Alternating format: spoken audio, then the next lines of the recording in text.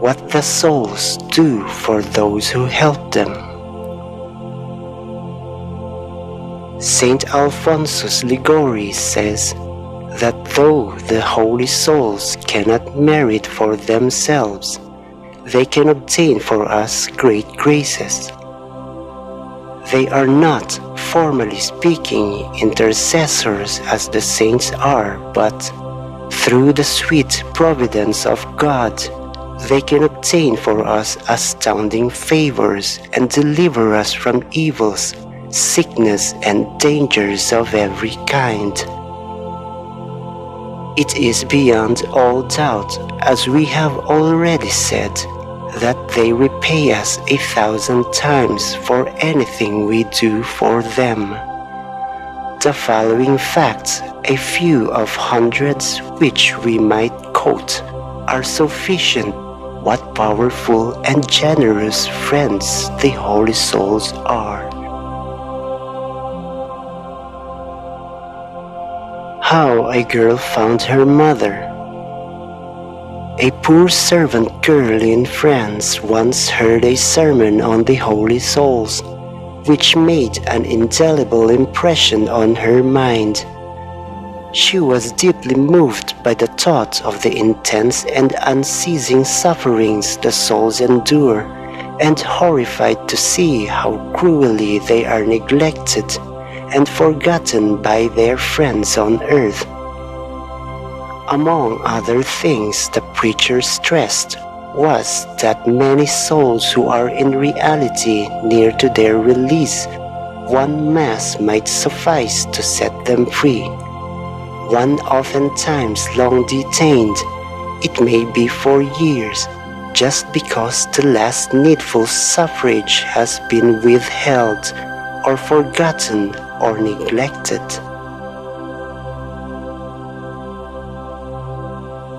With her simple faith, Jeanne-Marie resolved that cost what it might cost, she would have a Mass said for them every month, especially for the soul nearest to heaven. She earned little and it was sometimes difficult to keep her promise, but she never failed. On one occasion she went to Paris with her mistress and there fell ill so that she was obliged to go to the hospital. Unfortunately, the illness proved to be a long one and her mistress had to return home, hoping that her maid would soon join her. When at last the poor servant was able to leave the hospital, all she had left of her scanty earnings was 1 franc. What was she to do? Where to turn? Suddenly the thought flashed across her mind, and she had not had her usual monthly Mass offered for the holy souls, but she had only 1 franc. That was little enough to buy her food. Yet her confidence that the holy souls would not fail her triumphed. She made her way into a church and asked a priest, just about to say Mass, if he would offer it for the holy souls. He consented to do so, never dreaming that the modest alms offered was the only money the poor girl possessed.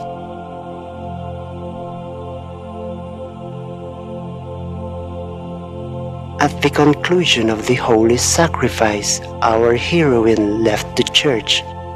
A wave of sadness clouded her face. She felt utterly bewildered. A young gentleman, touched by her evident distress, asked her if she was in trouble and if he could help her. She told her story briefly and ended by saying how much she desired work. Somehow she felt consoled at the kind way in which the young man listened to what she said and fully recovered her confidence.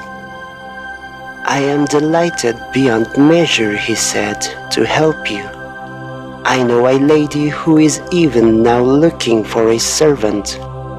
Come with me," and so saying he led her to a house not far distant and bade her ring the bell. assuring her that she would find work.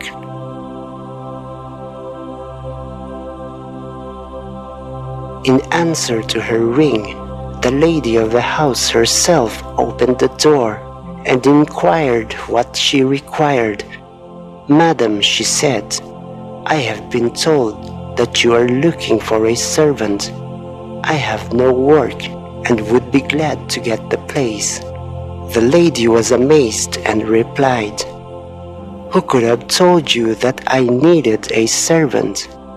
It was only a few minutes ago that I had to dismiss my maid, and that at the moment's notice.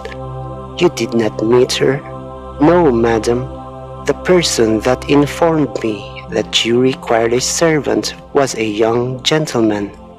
"Impossible," exclaimed the lady. "No young man, in fact, no one at all, could have known that I needed a servant." "But madam," the girl answered excitedly, "that is the young man who told me," pointing to a picture on the wall.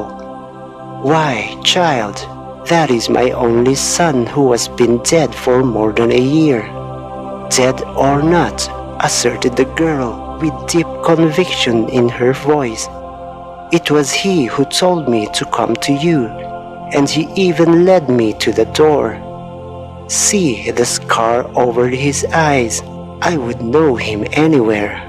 Then followed the full story of how she had Mass offered with her last franc for the holy souls, especially for the one nearest to heaven.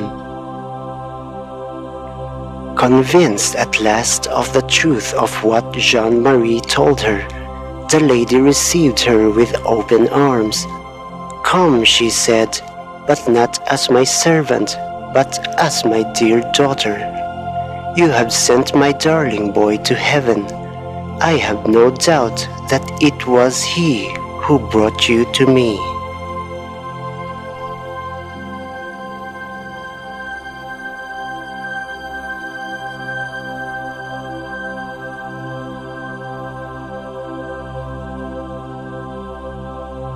How a poor boy became a bishop, a cardinal, and a saint.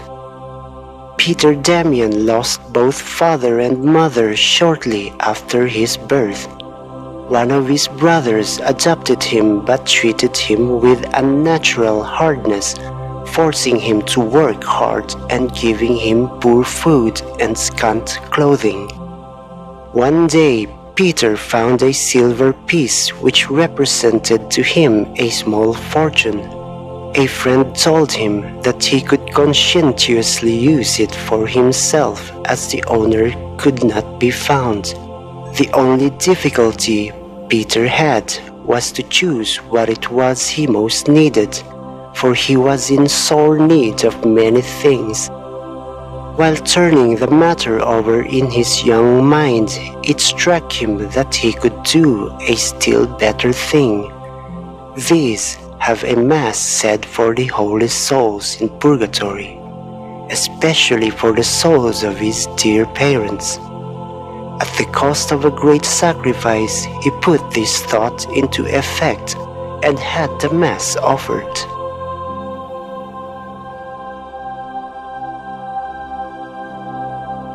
The holy souls repaid his sacrifice most generously. From that day forward, a complete change became noticeable in his fortunes. His eldest brother called at the house where he lived and, horrified at the brutal hardships the little fellow was subjected to, arranged that he be handed over to his own care. He clad him and fed him as his own child, educated and cared for him most affectionately. Blessing followed blessing. Peter's wonderful talents became known, and he was rapidly promoted to the priesthood. Sometime after, he was raised to the episcopacy and finally created cardinal. Miracles attested his great sanctity, so that after death he was canonized and made doctor of the Church.